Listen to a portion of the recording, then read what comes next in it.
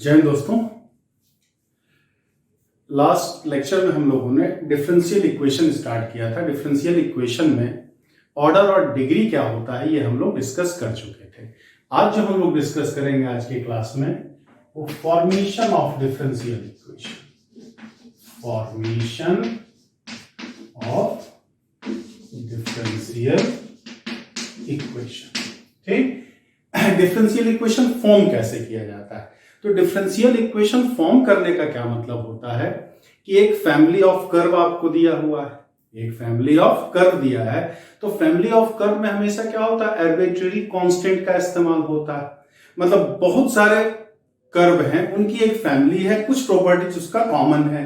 जैसे हम कहते हैं कि y square is equal to 4ax, y square is equal to 4ax। तो ये कोई फिक्स पैराबोला नहीं है, ये पैराबोला है इस तरह का, ये हम लोग जानते हैं इस तरह का पैराबोला होता है। ऐसे वाला या ऐसे वाला पैराबोला होगा आपका ये, ठीक। ये एक ग्रेटर देन 0 हो और ये लेस देन 0। मतलब ये ऐसा पैराबोला है जिसका एक्सिस जो है वो एक्स एक्सिस होगा हमारा, और वर्टेक्स जो होगा, शीर्ष जो होगा वो क्या है, 0 0 है हमारा। तो इसी फैमिली के बहुत सारे parabola, y square is equal to 4x, y square is equal to 8x, y square is equal to -10x, y square is equal to -2x। बस खाली सब कुछ तो सेम रहा, इन सभी पैराबोला का वर्टेक्स जो होगा वो 0 0 ही होगा और एक्सिस सबका एक्स एक्सिस ही होगा। बस a का वैल्यू बदलता चला जाता है। मतलब इस 4a को क्या कहते हैं, लेंथ ऑफ लेटस रेक्टम कहते हैं, नाभिलंब की लंबाई कहते हैं हम लोग। तो सब पैराबोला हमारा इसी फैमिली का है, सबका वर्टेक्स 0 0 ही है और सबका एक्सिस एक्स एक्सिस ही है। हाँ, नाभिलंब की लंबाई यानी कि लेंथ ऑफ लेटस रेक्टम सब में चेंज हुआ है हमारा। तो ये यहां पर कांस्टेंट तो है, एक्स और वाई वेरिएबल है हमारा, और ए क्या है, कांस्टेंट है। लेकिन कांस्टेंट भी दो तरह का होता है। कांस्टेंट भी जो होता है वो क्या, दो तरह का होता है हमारा। एक होता है नॉमेरिकल कांस्टेंट, एक क्या होता है, नॉमेरिकल कांस्टेंट, संख्यात्मक अचर। The constant whose value does not change in any mathematical operation. ऐसा कांस्टेंट, ऐसी अचर राशि जिसकी किसी भी गणितीय संक्रिया में, किसी भी मैथमेटिकल ऑपरेशन में वैल्यू चेंज नहीं होता। जैसे जितने नंबर्स हो गए 1 2 300, पाई हो गया, पाई का वैल्यू ऐसा नहीं, पाई का इस्तेमाल तो फिजिक्स केमिस्ट्री में भी यूज होता है, मैथ्स में भी यूज होता है, ज्योग्राफी में भी यूज होता है। तो ऐसा तो नहीं है कि मैथ्स में पाई का वैल्यू 3.14 लिया जाता है, फिजिक्स में लेंगे तो 5.14 लेंगे, केमिस्ट्री में लेंगे 3.14 लेंगे, और ज्योग्राफी में अगर आ गया तो 0.14 ही लेंगे। ऐसा तो नहीं होता। पाई का इस्तेमाल किसी भी मैथमेटिकल ऑपरेशन में अगर होता है तो हम उसका वैल्यू 3.14 या 22/7 ही लेते हैं। तो ये हमारा क्या कहलाता है, नॉमेरिकल कांस्टेंट कहलाएगा। ये आपका क्या कहलाएगा, नॉमेरिकल कांस्टेंट। लेकिन जैसे आप क्वाड्रेटिक में लिखते हो कि ax square plus bx plus c is equal to 0, आपने 10 से ही पढ़ा होगा, where a b c are constant. तो यहां भी a b c क्या है, हमारा कांस्टेंट है, अचर राशि है। लेकिन इसको हम लोग क्या कहते हैं, सिंबॉलिकल कांस्टेंट कहा जाता है, आर्बिट्रेरी कांस्टेंट कहा जाता है। तो आर्बिट्रेरी कांस्टेंट क्या होता है, the constant whose value does not change in any particular mathematical operation. मतलब किसी विशेष गणितीय संक्रिया में, किसी पार्टिकुलर मैथमेटिकल ऑपरेशन में इसका वैल्यू चेंज नहीं होगा। लेकिन अगर मैथमेटिकल ऑपरेशन चेंज होता है तो इसका वैल्यू भी चेंज हो जाता है। यानी कि जैसे हम पढ़ते हैं यहाँ क्या, कि अल्फा प्लस बीटा, अगर इस -b/a, और अल्फा इंटू बीटा क्या पढ़ते हैं, c/a हम लोग पढ़ते हैं। तो अब इसी के आधार पे जैसे कह दिया x square -3x plus 2 is equal to 0, इसका sum of roots alpha plus beta 3 हो जाएगा, अल्फा इंटू बीटा 2 हो जाएगा। लेकिन x square plus x plus 1 अगर करेंगे तो यहाँ अल्फा प्लस बीटा -1 हो जाएगा, अल्फा इंटू बीटा 1 हो जाएगा। मतलब इस सवाल के लिए कहीं भी इस मैथमेटिकल ऑपरेशन में a की जगह 1 यूज किया जाएगा, b की जगह -3 यूज किया जाएगा, c की जगह 2 यूज किया जाएगा। लेकिन जैसे ही मैथमेटिकल ऑपरेशन चेंज हो गया, फार्मूला तो यही वाला इस्तेमाल करेंगे, लेकिन अब a की जगह हमें 1 रखना होगा, b की जगह भी 1 रखना होगा, c की जगह भी 1 रखना होगा हमारा। तो मैथमेटिकल ऑपरेशन चेंज हो जाने से एबीसी का वैल्यू भी चेंज हो जाता है। तो यहां एबीसी जो कहलाएगा वो क्या कहलाएगा, आर्बिट्रेरी कांस्टेंट कहलाएगा, सिंबॉलिकल कांस्टेंट कहलाएगा हमारा। तो उम्मीद करते हैं दोनों का डिफरेंस क्या होता है समझ गए हैं। ऐसा कांस्टेंट जिसका वैल्यू कभी ना बदले वो न्यूमेरिकल कांस्टेंट, ऐसा कांस्टेंट जिसका किसी पार्टिकुलर मैथमेटिकल ऑपरेशन में वैल्यू चेंज ना हो लेकिन ऑपरेशन चेंज करने से वैल्यू भी चेंज हो जाए, उसको हम लोग क्या कहते हैं, सिंबॉलिकल या आर्बिट्रेरी कांस्टेंट कहा जाता है हमारा। तो ये चीज अगर है हमारा, तो यहां पर ए क्या है, कांस्टेंट तो है हमारा, लेकिन ये आर्बिट्रेरी कांस्टेंट है, पैराबोला बदलेगा तो इसके लिए ए का वैल्यू 1 है, इसके लिए ए का वैल्यू 2 है, इसके लिए ए का वैल्यू -2 है, इसके लिए ए का वैल्यू -1/2 है। अगर फैमिली बदल जाएगी तो ए का वैल्यू भी क्या हो जाएगा, चेंज हो जाएगा हमारा। तो ये कोई सिंगल पैराबोला नहीं है, एक फैमिली ऑफ पैराबोला है, और इस फैमिली ऑफ पैराबोला का वर्टेक्स 0 0 है और एक्सिस जो है वो एक्स एक्सिस है हमारा। तो इससे अगर हमें डिफरेंशियल इक्वेशन फॉर्म करना है, इस फैमिली ऑफ कर्व से डिफरेंशियल इक्वेशन बनाना है, अवकल समीकरण बनाना, तो किसी फैमिली ऑफ कर्व से डिफरेंशियल इक्वेशन अगर फॉर्म करना है, इसका मतलब ये हुआ कि उस फैमिली ऑफ कर्व में जो आर्बिट्रेरी कांस्टेंट है, जो सिंबॉलिकल कांस्टेंट है, उससे एलिमिनेट करके एक्स वाई और डिफरेंशियल कॉफिशिएंट मतलब dy बाई dx के बीच रिलेशन आपको निकालना होता है। फिर से समझिए, अगर किसी फैमिली ऑफ कर्व से आपको डिफरेंशियल इक्वेशन बनाना है तो उसको डिफरेंशिएट करके आपको क्या है, x y dy by dx में रिलेशन निकालेंगे आर्बिट्रेरी कांस्टेंट को एलिमिनेट कर करके हमारा। तो आर्बिट्रेरी कांस्टेंट एलिमिनेट करने के बाद एक्स वाई और dy बाई dx में जो भी रिलेशन निकलेगा वो रिलेशन ही उस फैमिली ऑफ कर्व का क्या कहलाता है, डिफरेंशियल इक्वेशन कहलाता है हमारा। जैसे हम इसकी बात करें, यही डिफरेंशियल इक्वेशन है हमारा, y² = 4x। तो इसको बनाएंगे कैसे, तो क्या करना, दो बातों का ध्यान रखना होता है आपको। पहली बात क्या, कि जितने उस फैमिली ऑफ कर्व में आर्बिट्रेरी कांस्टेंट, ध्यान रखना आर्बिट्रेरी कांस्टेंट, न्यूमेरिकल कांस्टेंट का से कोई लेना देना यहां नहीं होता हमारा। तो जितने आर्बिट्रेरी कांस्टेंट होंगे उस इक्वेशन को, उस फैमिली ऑफ कर्व के इक्वेशन को उतनी बार हम डिफरेंशिएट करते हैं। अगर एक आर्बिट्रेरी कांस्टेंट है तो आप एक बार डिफरेंशिएट करोगे, फैमिली ऑफ कर्व में 2 आर्बिट्रेरी कांस्टेंट है तो आप 2 बार डिफरेंशिएट करोगे, 3 आर्बिट्रेरी कांस्टेंट है तो 3 बार डिफरेंशिएट करोगे आप, ठीक है। मतलब कुल मिला के जितना आर्बिट्रेरी कांस्टेंट होगा डिफरेंशिएट करने के बाद उससे एक ज्यादा इक्वेशन, एक जो दिया रहेगा, अगर एक ही कांस्टेंट है तो एक बार डिफरेंशिएट करेंगे तो एक इक्वेशन और 2 इक्वेशन बना। 2 आर्बिट्रेरी कांस्टेंट है, डिफरेंशिएट करने के बाद हमें 3 इक्वेशन बनेगा। फैमिली ऑफ कर्व में 3 आर्बिट्रेरी कांस्टेंट है, डिफरेंशिएट करने के बाद 3 इक्वेशन बनेगा हमारा, ठीक। तो जितने आर्बिट्रेरी कांस्टेंट रहेंगे उतनी बार डिफरेंशिएट करेंगे, और डिफरेंशिएट करने के बाद हमें क्या होगा, जितने कांस्टेंट होंगे उससे एक ज्यादा इक्वेशन बनेगा। उन सारे इक्वेशंस को सॉल्व करके हमें आर्बिट्रेरी कांस्टेंट को एलिमिनेट करना होता है। यहां तो एक ही आर्बिट्रेरी कांस्टेंट है ए हमारा, इसको हम एक बार डिफरेंशिएट कर दें, तो डिफरेंशिएट करेंगे 2y dy बाई dx = ये हो गया। अब इससे ज्यादा बार नहीं करना, ए हटाना है, तो ऐसी गलती आप कभी ना करें कि काश अगर एक बार और डिफरेंशिएट कर ले, तो जहां एक बार डिफरेंशिएट करेंगे ये 0 हो जाएगा, ए अपने आप गायब हो जाएगा। लेकिन ये गलती आपको नहीं करनी है। आपको क्या करना है, जितना आर्बिट्रेरी कांस्टेंट रहेगा उतनी ही बार डिफरेंशिएट करेंगे, ना उससे ज्यादा ना उससे कम। तो एक कांस्टेंट था, एक बार हमने डिफरेंशिएट कर दिया, अब इसको हम इसी दोनों को सॉल्व करके ए को एलिमिनेट करें। तो फ्रॉम फर्स्ट एंड सेकंड, तो फर्स्ट वाले से 4a का वैल्यू उठा करके रख दें, तो 2y dy बाई dx, और इधर 4a की जगह हम क्या रख सकते हैं, y² बाई x हमारा, ये हो गया। तो y से ये square cancel, 2x dy by dx minus y = 0।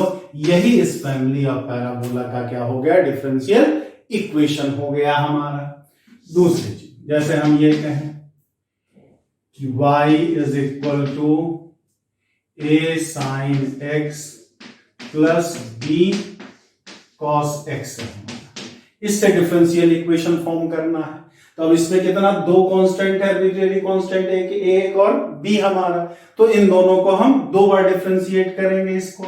ये फर्स्ट, तो पहली बार किए तो dy by dx plus a cos x minus b sin x हो गया, ये दूसरा हो गया।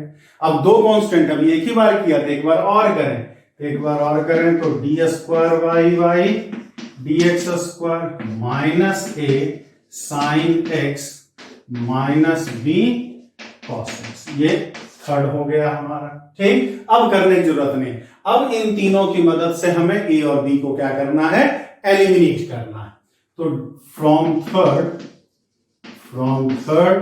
D square y by dx square, हमारा यहां से माइनस कॉमन ले लें तो a sine x plus b cos x, और पहले वाले इक्वेशन में क्या दिया है, a sine x plus b cos x is equal to y, मतलब ये हो गया माइनस y, तो d square y by dx square plus y is equal to 0, यही इसका क्या हो गया, डिफरेंशियल इक्वेशन हो गया। अब इसमें x y और dy बाई dx का ही है, ए बी का इस्तेमाल नहीं हुआ, तो इस फैमिली ऑफ कर्व का ये क्या हो गया, हमारा डिफरेंशियल इक्वेशन हो गया। दूसरी चीज क्या ध्यान में रखना है आपको कि देखना आर्बिट्रेरी कांस्टेंट, कहीं दो कांस्टेंट को मिला करके हम सिंगल कांस्टेंट तो नहीं बना सकते हैं। अगर दो कांस्टेंट को मिला करके अगर हम सिंगल कांस्टेंट बना सकें तो पहले हम बना लेते हैं, ये नहीं कि आंख बंद करके जितना आर्बिट्रेरी कांस्टेंट दिखा उतने बार तुरंत डिफरेंशिएट कर दी। ये ध्यान जरूर दिया जाता है डिफरेंशिएशन करने से पहले कि जितने आर्बिट्रेरी कांस्टेंट हैं उसमें से किसी दो को मिला करके एक तो नहीं बना सकते, तो उसको रिड्यूस कर लेते हैं। उतनी बार डिफरेंशिएट करना जितनी बार इंडिपेंडेंट आर्बिट्रेरी कांस्टेंट रहे हमारा। जैसे कह दिया कि ax plus by plus c is equal to 0। अब इससे हमें क्या है, डिफरेंशियल इक्वेशन बनाना है। तो दिखने का तो यहां a b c तीन हमारा इक्वेशन बन रहा है, क्या है, 3 आर्बिट्रेरी कांस्टेंट दिख रहा है, ठीक। लेकिन इनफैक्ट यहां 3 आर्बिट्रेरी कांस्टेंट नहीं है, 2 ही आर्बिट्रेरी कांस्टेंट है। इसको हम चाहे तो a by c x plus b by c y plus 1 is equal to 0। अब a कांस्टेंट है, c कांस्टेंट है, तो a बाई c भी तो कोई ना कोई कांस्टेंट ही होगा। तो मान लिया ये लैम्डा 1 है, lambda 1x plus lambda 2y plus 1 बराबर 0। अब लैम्डा 1 और लैम्डा 2 को मिला करके हम कुछ नहीं बना सकते हैं, तो यहां तो 3 दिख रहा था, लेकिन अब कितने आर्बिट्रेरी कांस्टेंट बचे, 2 ही बचे। अब दो बार डिफरेंशिएट कर दें तो lambda 1 lambda 2 dy by dx बराबर 0। एक बार और करना है तो फिर ये 0 लैम्डा 2 d2y बाई dx2 बराबर 0, मतलब कि d2y बाई dx2 बराबर 0। यही ये क्या है, स्ट्रेट लाइन है हमारा, यही इस फैमिली ऑफ लाइंस का क्या हो जाएगा, डिफरेंशियल इक्वेशन। यहां था तो 3, लेकिन 3 से कम करके उसे हम 2 में बना सकते थे। लेकिन यही सवाल अगर हमारा रहे y is equal to ax square plus bx plus c है, तो यहां 3 का 3 कांस्टेंट रहेगा, इसको 2 में नहीं बना सकते हैं, क्योंकि अगर c से डिवाइड भी करते तो यहां तो 1 आ जाता, लेकिन इधर तो 1 बाई c आ जाता, यहां 1 बाई c आ जाता, तब भी 3 कांस्टेंट हमारा बचा ही रहता। तो इसको हमें c से डिवाइड करने से कोई फायदा नहीं। यहां तो c से डिवाइड किए तो 0 बाई c 0 आ गया था हमारा, लेकिन इधर तो y है हमारा, इधर तो कोई फर्क नहीं पड़ेगा, डिवाइड करेंगे तो इधर c इधर से हट करके इधर आ जाएगा हमारा। तो यहां पर 3 कांस्टेंट है, तो यहां 3 बार ही डिफरेंशिएट करना होगा। तो इसको अगर सॉल्व करेंगे तो dy बाई dx हमारा 2ax प्लस b, फिर से करें d square y by dx square is equal to 2a, फिर से करें d cube y by dx cube is equal to 0। और कुछ हमें सॉल्व करने की जरूरत ही नहीं रही, डायरेक्ट हमारा आ गया। तो इस ये भी हमारा पैराबोला है, इस family of curve, family of parabola का ये क्या हो जाएगा, डिफरेंशियल इक्वेशन हो जाएगा हमारा। और जैसे बात करें हम इसका डिफरेंशियल इक्वेशन बनाना है, y is equal to c1 e to the power x plus c2 plus c3 e to the power x c4। ये अब यहां हमें देखने से लग रहा है कि c1 एक कांस्टेंट है, c2 है, c3 है, c4 है, 4 कांस्टेंट है, 4 आर्बिट्रेरी कांस्टेंट, 4 बार हमें डिफरेंशिएट करना होगा। लेकिन अगर गौर से देखा जाए इसको हम c1 e to the power x into e पर पावर c2 c3 e पर पावर x इंटू e पर पावर c4 लिख सकते हैं। यहां पर e to the power x common ले लेंगे तो c1 e पर पावर c2 c3 e पर पावर c4। तो ये कांस्टेंट आएगा, ये भी कांस्टेंट आएगा हमारा। तो इस कांस्टेंट को मल्टीप्लाई करेंगे तो भी एक कांस्टेंट, इन सबको मल्टीप्लाई करेंगे तो भी एक कांस्टेंट, इन दोनों कांस्टेंट को ऐड करेंगे तो भी एक कांस्टेंट ही बनेगा। तो ये टोटल एक ही तो कांस्टेंट हो गया। ये हो गया मान लिया lambda, lambda e to the power x हो गया। अब हमारा इंडिपेंडेंट बस खाली लैम्डा बचा। अब इसको चाहे तो हम कुछ नहीं कर सकते हैं। तो दिखने से लग रहा था कि 4 आर्बिट्रेरी कांस्टेंट है, बट इनफैक्ट यहाँ 4 आर्बिट्रेरी कांस्टेंट ना होकर के वो रिड्यूस होकर के सिंगल आर्बिट्रेरी कांस्टेंट पे आ गया है। तो इसको हम 4 बार डिफरेंशिएट ना करके केवल एक बार डिफरेंशिएट करेंगे, dy by dx lambda e to the power x। ये हमारा फर्स्ट हो गया, ये सेकंड। तो फर्स्ट और सेकंड से लैम्डा ई पर पावर x की जगह y रख सकते हैं, यानी कि dy by dx minus y is equal to 0। यही क्या हो गया, इस फैमिली ऑफ कर्व का डिफरेंशियल इक्वेशन हो गया। तो किन बातों का क्या क्या करना फिर से समझ लीजिए। पहली बात ये ध्यान रखना है, डिफरेंशियल इक्वेशन फॉर्म करना फैमिली ऑफ कर्व से, यानी कि फैमिली ऑफ कर्व में जितने आर्बिट्रेरी कांस्टेंट है, इंडिपेंडेंट आर्बिट्रेरी कांस्टेंट, उससे एलिमिनेट करके एक्स वाई और dy बाई dx में रिलेशन निकालेंगे।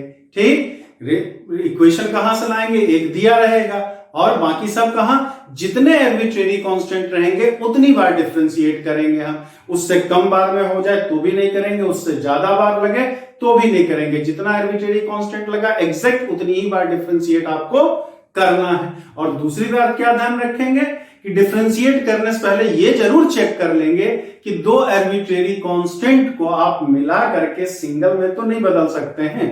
अगर मिला करके सिंगल में बदल सकते हैं, पहले सिंगल में बदल दिया जाता है, उसके बाद देखते हैं कितने इंडिपेंडेंट आर्बिट्रेरी कांस्टेंट बचे हैं, उतनी बार आपको डिफरेंशिएट करने की जरूरत होती है।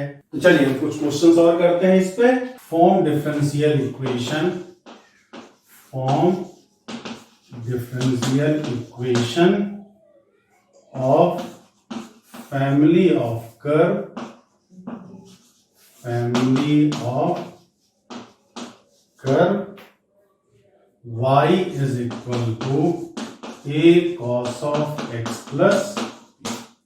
सॉल्यूशन करना, हमें इसको सॉल्व करना है। तो यहाँ a और b 2 कांस्टेंट दिखाई दे रहा है, दोनों को चाहे भी तो हम मिला नहीं सकते हैं, तो 2 बार हम इसको डिफरेंशिएट कर लें। तो पहला तो एक हमारा y is equal to a cos of x plus b हो गया। अब इसको डिफरेंशिएट करेंगे तो dy by dx minus a sine x plus b आ जाएगा। 2 कांस्टेंट है तो एक बार और करना होगा, d square y by dx square minus a cos x plus b। First हो गया, सेकेंड और थर्ड 2 बार कर दिया हमने।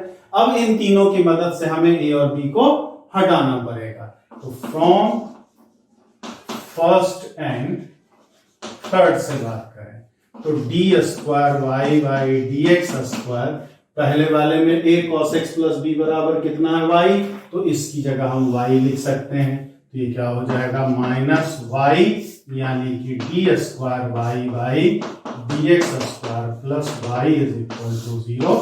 यही क्या हो गया, इस फैमिली ऑफ कर्व का डिफरेंशियल इक्वेशन हो गया हमारा। अगले सवाल पे आते हैं।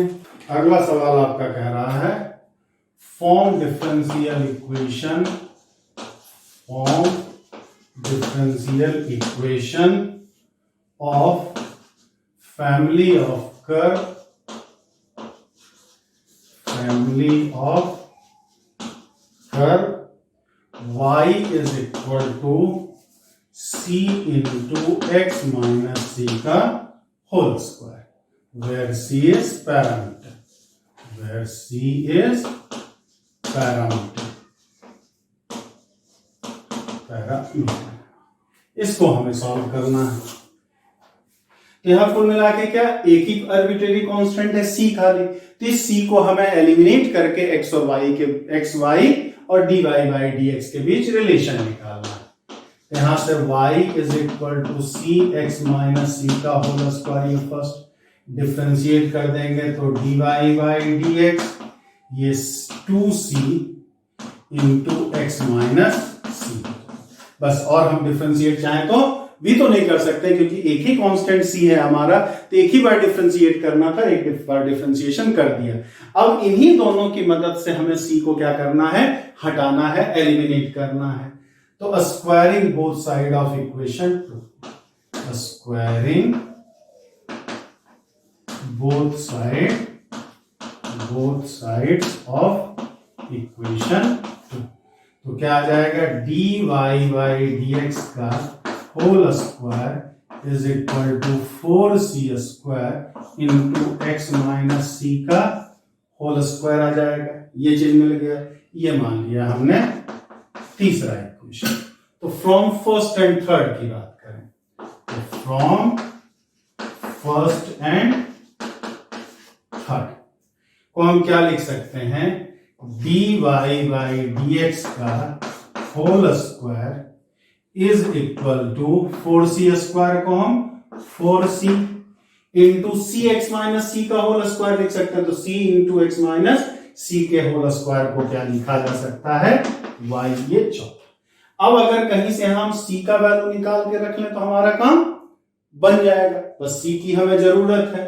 तो अगर सेकेंड वाले को, फर्स्ट को अगर हम सेकेंड से डिवाइड कर दें, तो फर्स्ट को सेकेंड से डिवाइड कर दें तो y dy by dx is equal to c x minus c का whole square 2c x minus c आ जाएगा।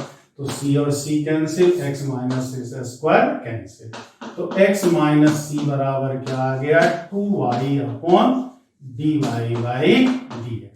यहां से c का वैल्यू क्या आ जाएगा, x minus 2y dy by dx।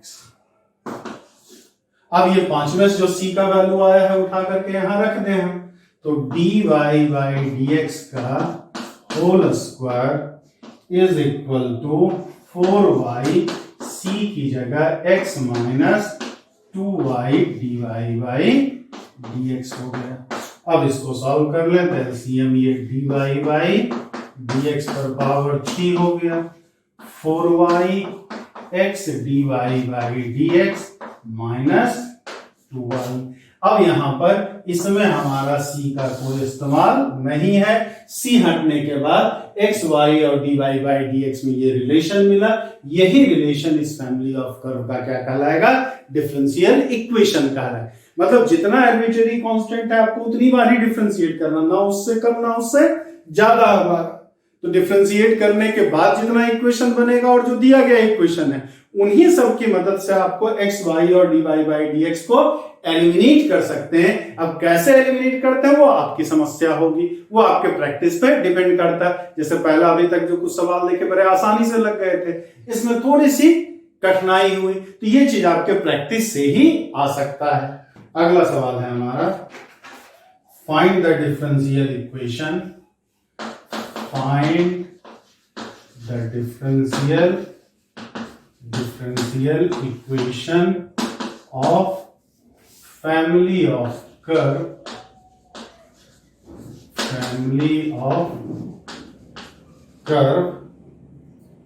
y square is equal to m into a square minus x square, where a m are parameters, ये है हमारा। तो a और a में यहां दो कांस्टेंट है, मतलब दो बार हमें डिफरेंशिएट करना होगा। तो कैसे करें, तो y square is equal to है m, a square minus x square. एक बार डिफ्रेंशिएट कर दें तो 2y dy बाई dx ये हो जाएगा -2mx। ए स्क्वायर को तो 0, एक्स स्क्वायर का 2x हो जाएगा, m पहले से लगा। एक बार किया, एक बार और कर दें। अब इसको फिर से डिफ्रेंशिएट करेंगे, फिर से अवकलन करें तो अब यहाँ प्रोडक्ट रूल लग जाएगा।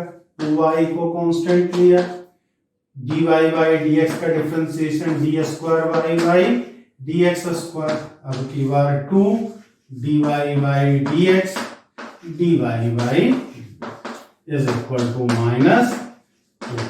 ये हमारा तीसरा।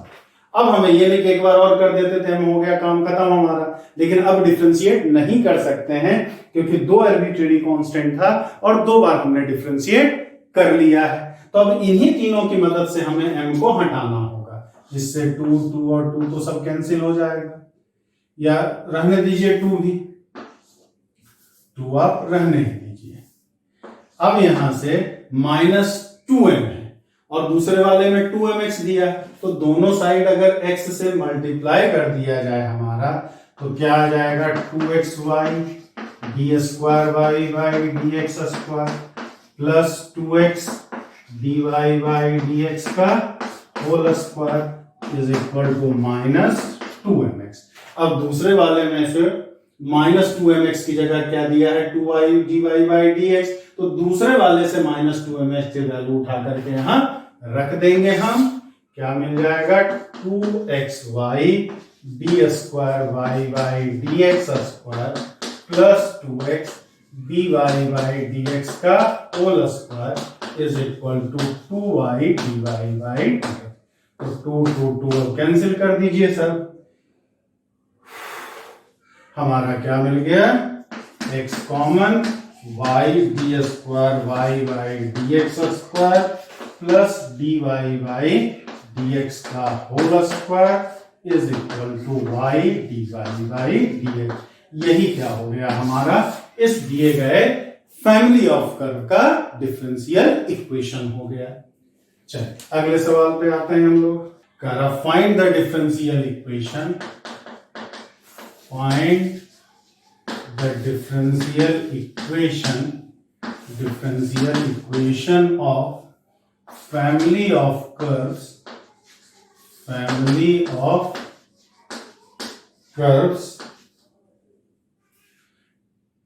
of all circles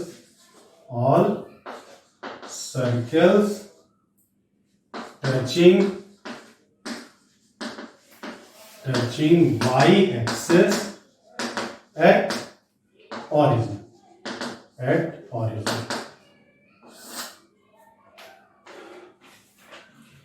ये कह रहा है कि ऐसे फैमिली ऑफ कर्व, ऐसे सभी सर्किल के परिवार का आप अवकल समीकरण ज्ञात कीजिए जो y एक्सिस को मूल बिंदु पे स्पर्श करे हमारा।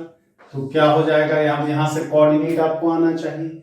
अब यहां कोऑर्डिनेट का भी कॉन्सेप्ट आ गया। हमने क्या बोला, डिफरेंशियल इक्वेशन मतलब पूरे कैलकुलस का सार, और पूरे कैलकुलस में हर जगह का, हर टॉपिक का इस्तेमाल होता है। अलजेब्रा का भी इस्तेमाल होगा, कोऑर्डिनेट का भी इस्तेमाल होगा, ट्रिग्नोमेट्री का भी इस्तेमाल होगा, हर चीज का इस्तेमाल, मतलब पूरे मैथ्स की जानकारी आपको बेसिक्स होनी चाहिए। तो अब अगर y एक्सिस को कोई सर्किल टच करता है और वो ओरिजिन पे टच करता है, तो नो डाउट इसका सेंटर हमेशा x एक्सिस पे होगा। सेंटर हमेशा क्या होगा, x एक्सिस पे। तो equation of family of circles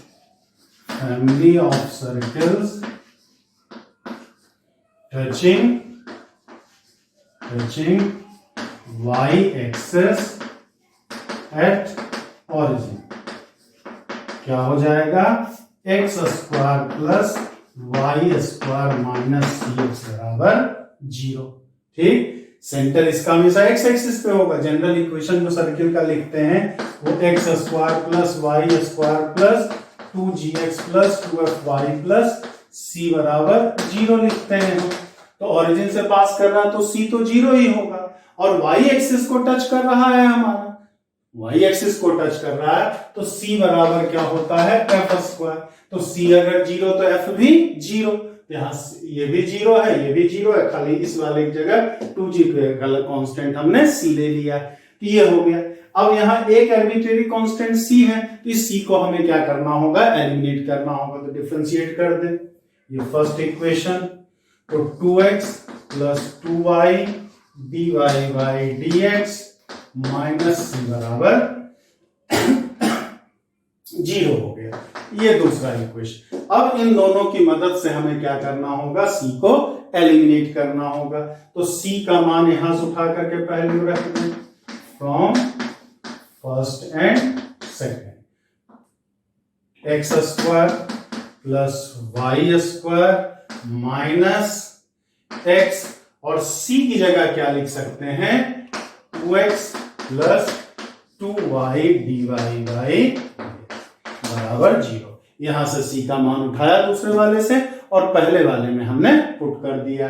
ये क्या आ जाएगा, y square 2x square x square minus x square is equal to 2xy dy by dy। यही क्या हो गया, इस फैमिली ऑफ कर्व का डिफरेंशियल इक्वेशन। तो कहीं कहीं आपको फैमिली ऑफ कर्व दिया रहेगा आपको, और डायरेक्ट डिफरेंशिएट करके आर्बिट्रेरी कांस्टेंट एलिमिनेट कर देना है। कहीं कहीं ऐसा भी सवाल देता है फैमिली ऑफ कर्व भी आपको खुद ही निकालना होता है, वो क्वेश्चन में दिया हुआ नहीं होता है। जैसे इस सवाल में फैमिली ऑफ कर्व नहीं दिया था, फैमिली ऑफ कर्व भी आपको खुद ही निकालना पड़ा था, तो ऐसे केस में आपको कोऑर्डिनेट का कॉन्सेप्ट जरूरी हो जाता है। Find the differential equation, find the differential equation of family of lines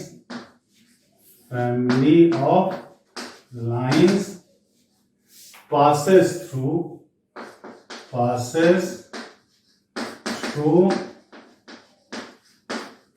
-1, 5। तो हम लोग जानते हैं क्या कि x1 y1 से पास करने वाला और स्लोप जिसका m है, इक्वेशन ऑफ लाइन क्या पढ़ते हैं, इक्वेशन ऑफ लाइन जो हो जाता है y minus y1 is equal to m x minus x1। यहाँ x1 y1 की जगह तो पॉइंट दिया है लेकिन स्लोप नहीं दिया है। स्लोप चाहे जो भी हो हमारा, लेकिन वो हमेशा -1, 5 से पास करना चाहिए। तो क्या हो जाएगा, तो सबसे पहले equation of family of lines क्या हो जाएगा, फैमिली ऑफ लाइंस जो हो जाएगा y माइनस 5mx प्लस, अब m का मान बदल जाएगा तो लाइन का इक्वेशन भी बदल जाएगा हमारा, ठीक। लेकिन ये पास हमेशा -1, 5 से ही करेगा हमारा, तो ये फैमिली ऑफ लाइन मिल गया। अब यहाँ आर्बिट्रेरी कांस्टेंट क्या है, m है हमारा, तो हमें डिफरेंशिएट करके m को एलिमिनेट करना होगा। तो डिफरेंशिएट करेंगे तो dy बाई dx बराबर m आ जाएगा, हो गया। अब इन दोनों की मदद से m को हटाना कोई समस्या ही नहीं है, दूसरे वाले से m की वैल्यू निकाल करके पहले में रख दीजिए आप, तो क्या मिल जाएगा, differential equation is y minus 5 m की जगह dy by dx into x plus, यही इसका क्या हो गया, आंसर हो गया हमारा। तो आसानी होता है, लेकिन हाँ कॉन्सेप्ट की जरूरत आपको होगी इसमें। चलिए अगले सवाल पे आते हैं। Find differential equation, form differential equation of family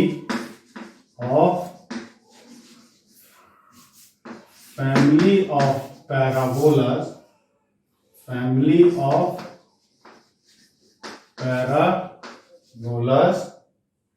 having vertex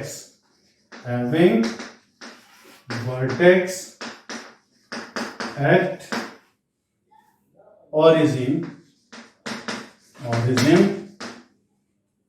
and axis positive y axis.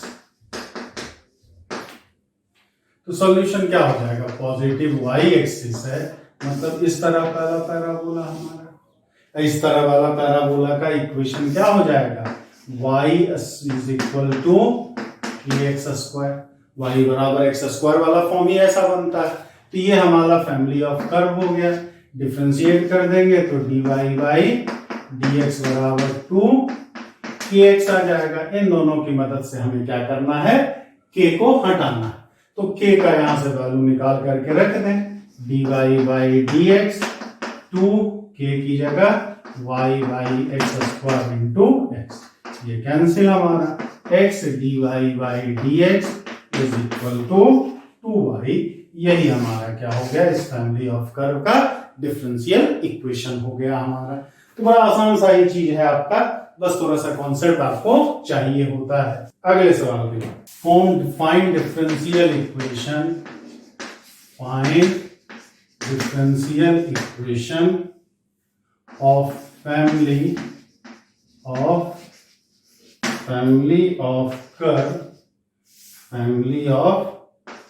Curve y is equal to a e to the power bx।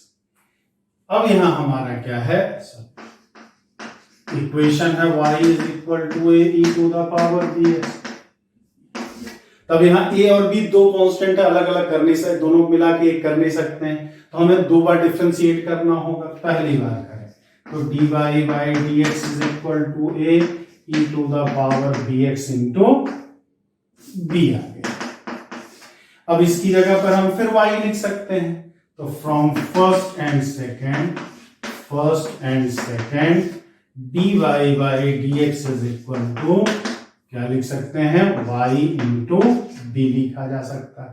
अब फिर से इसको डिफरेंशिएट कर दें, ये आ जाएगा d square y by dx square is equal to हो गया b dy बाई dx। अब यहां से y ये हमारा हो गया तीसरा, अब ये मान लिया चौथा। अब हमें b को हटाना है, तो b का वैल्यू यहां से उठा करके हम रख लें, तो b का value D square y by dx square, तीसरे वाले से b का वैल्यू क्या रख सकते हैं, dy by dx upon into dy by dx। ये हो गया y d square y by dx square is equal to dy by dx का होल स्क्वायर। यही इस फैमिली ऑफ पैराबोला का क्या हो गया, डिफरेंशियल इक्वेशन हो गया। इसी में कभी कभी इक्वेशन ना पूछ करके ऑर्डर और डिग्री पूछ लेता है कि इससे बनने वाले डिफरेंशियल इक्वेशन का ऑर्डर और डिग्री। तो ऑर्डर निकालने के लिए तो ना कुछ करने की जरूरत नहीं है, हमने क्या बोला, जितना आर्बिट्रेरी कांस्टेंट रहेगा उतनी बार डिफरेंशिएट करना, और किसी का जितनी बार डिफरेंशिएशन करते हैं उतना ही ऑर्डर होता है। तो वो बस खाली कांस्टेंट देखना है, दो कांस्टेंट है मतलब इससे बनने वाले डिफरेंशियल इक्वेशन का ऑर्डर कितना होगा, दो ऑर्डर का है ही। लेकिन अगर डिग्री निकालना, अगर आपको ऑर्डर पूछे तो 2 सेकंड का सवाल है, देखते के साथ बस खाली कितने प्रकार के आर्बिट्रेरी इंडिपेंडेंट कांस्टेंट है वो गिन लेना है, जितना आर्बिट्रेरी इंडिपेंडेंट कांस्टेंट होगा उतना ही ऑर्डर। लेकिन अगर डिग्री निकालना है तो फिर आपको मेहनत करनी होगी। तो जब तक पूरा डिफरेंशियल इक्वेशन बना ना ले तब तक डिग्री निकाल पाना हमारे बस के बाहर की चीज है।